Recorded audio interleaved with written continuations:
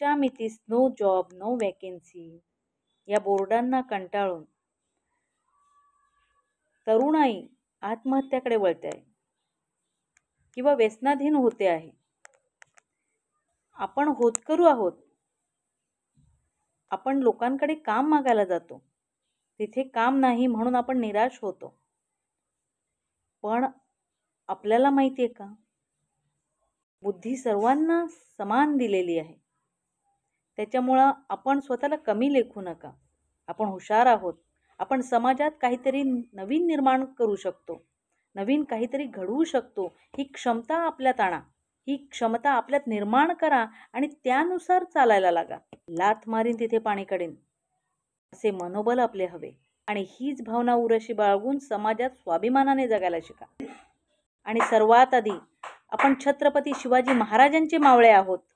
म्हणूनच कुणाचे मिंदे होऊन जगू नका, तर स्वाभिमानाने जगा. आपल्या आतील क्षमता जागवा आणि त्यावर काम करा.